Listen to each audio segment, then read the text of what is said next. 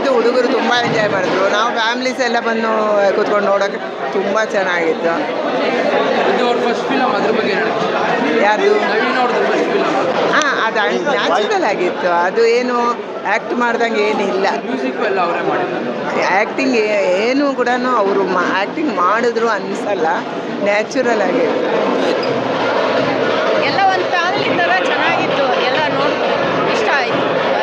ಅವ್ರ ಮೊದಲನೇ ಸಿನಿಮಾ, ಅದ್ರ ಬಗ್ಗೆ ಏನು ಹೇಳಕ್ಕೆ ಇಷ್ಟಪಡ್ತೀರಾ? ಅವ್ರ ಮೊದಲನೇ ಸಿನಿಮಾ ಇದು, ಅದ್ರ ಬಗ್ಗೆ ಏನು ಹೇಳಕ್ಕೆ ಇಷ್ಟಪಡ್ತೀರಾ? ಅದೇ ಇಷ್ಟ ಆಯಿತು ನಮಗೆ, ಚೆನ್ನಾಗಿತ್ತು ಅಂತ ನೋಡಿದ್ವಿ, ನಮಗೆ ಇಷ್ಟ ಆಯಿತು. ಮೂವಿಲಿ ಇತ್ತು, ಒಳ್ಳೆ ರೆಸ್ಪಾನ್ಸ್ ಬರ್ತಿದೆ, ಏನು ಹೇಳಕ್ಕೆ ಇಷ್ಟಪಡ್ತೀರಾ? ನವೀನ ಒಂದು ಒಳ್ಳೆ ಕನ್ನಡ ಸಿನಿಮಾ, ಹಳ್ಳಿ ಸೊಗಡಿರುವಂಥ ಒಂದು ಪ್ರೇಮ ಕಥೆ, ಕಾಮಿಡಿ ಎಲ್ಲನೂ ಇದೆ.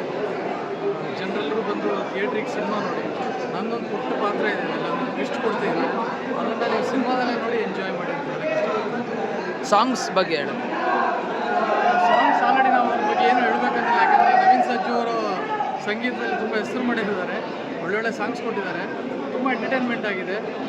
ಮೂವಿ ಎಲ್ಲರನ್ನ ಕೂರಿಸುತ್ತೆ, ಫ್ಯಾಮಿಲಿ ಸಮೇತ ಆರಾಮ್ಸೆ ಕೂತು ನೋಡೋವಂಥ ಸಿನಿಮಾ, ಸಖತ್ತಾಗಿ ಎಂಜಾಯ್ ಮಾಡ್ಬೋದು ಎಲ್ಲರೂ ಅಂತ ಭರವಸೆ ಕೊಡ್ತೀನಿ. ನಿಜ ಸಿನಿಮಾ ಸೂಪರ್ ಆಗಿದೆ ಗುರು. ನಾನು ಅವಾಗಲೇ ಹೇಳ್ದಂಗೆ ಅಣ್ಣನ ಜೊತೆ ನಿಂತ್ಕೊಂಡು ಹೇಳಿದೆ, ಒಳ್ಳೆ ಕಿರಾತಕ ಸಿನಿಮಾ ನೋಡಿರೋ ಥರ ಫೀಲ್ ಬಂತು ನಮಗೆ. ಒಳ್ಳೆ ಅಂಜೆ ತಗೊಂಡು ಕಿರಾತಕ ಸಿನಿಮಾ ನೋಡ್ಕೊಂಡು ಬಂದಾಗ ಯಾವ ಥರ ಫೀಲ್ ಅನಿಸ್ತು ನಮ್ಗೆ, ಅದೇ ಥರ ಫೀಲ್ ಅನಿಸ್ತು. ಸಿನಿಮಾ ಸೂಪರ್ ಆಗಿದೆ, ಹಳ್ಳಿ ಸೊಗಡಿನ ಸಿನಿಮಾ. ಮತ್ತು ಇವರು ಸಿಂಗರ್ ಆಗಿದ್ದವರು, ಎಲ್ಲ ಸಾಂಗ್ಗಳು ಇವರೇ ಹಾಡಿ ಸಿಂಗರ್ ಆಗಿದ್ದವರು ಆಸ್ ಎ ಹೀರೋನಾಗಿ ಬರಬೇಕು ಅಂತಂದರೆ ಒಂದು ಗಟ್ಸಿರಬೇಕು.